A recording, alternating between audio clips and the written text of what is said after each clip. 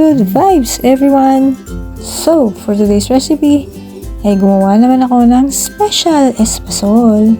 Special kasi meron akong nilagay sa kanya na nagpapa-special sa kanya. Yan. So, i-describe ko na kung ano ang lasa ng espasol. Chewy, napaka-chewy.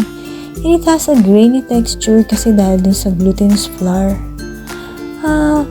Subtly sweet at coconutty flavor. Ang espasol ay nag-originate sa province of Laguna. At napakasarap nito at pwedeng-pwede siyang merienda or panghanda sa mga special occasions like Christmas and New Year. Kaya tara, samahan niyo akong gumawa ng special espasol na napakadaling gawin. So sa non-stick pan, naglagay lang ako dyan ng glutinous flour. At tinurn on ko ang stove at high heat para ma-toast ang glutinous flour until maging light brown. Para lang kayong gumagawa ng pulburon. So, haluin lang ng haluin hanggang sa maging light brown na siya. Then, pag nag-light brown na, turn off the stove.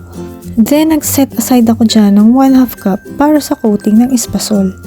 Then, tinurn on ko ulit ang stove at medium heat naman. At nilagay ko na ibang ingredients like condensed milk,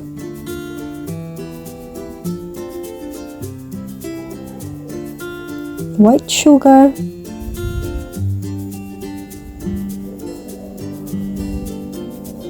coconut milk, mas lalong magpapasarap dito.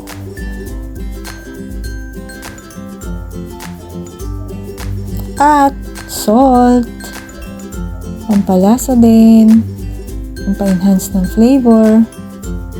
Ayan, hinalo ko ng konti at nilagay ko na yung something na magpapa-special sa kanya. Walang iba kundi ang makapuno. O diba, kaya nga special espasol ito. Meron siyang makapuno. So, hinalo ko to at niluto hanggang sa maging sticky na para siyang dough, ganun ka sticky. And then, tinurn off ko na yung stove at hinango ko na ang espasol. And then, pinalamig ko siya ng konti at hinati-hati ko na into pieces. And then, finorm ko siya into a log or cylinder. Yan. After that, kinoat ko na ang mga espasol ng toasted glutinous flour. Yan. So, talagang espasol na ito, guys. Ang sarap. Yan. So, inisa-isa ko yung i-coat with toasted glutinous flour. Ayan na siya. So, ito na ang finished product. Nga pala, huwag niyong kalimutang i-follow ako dito and please subscribe sa aking YouTube channel for more simple and easy recipes.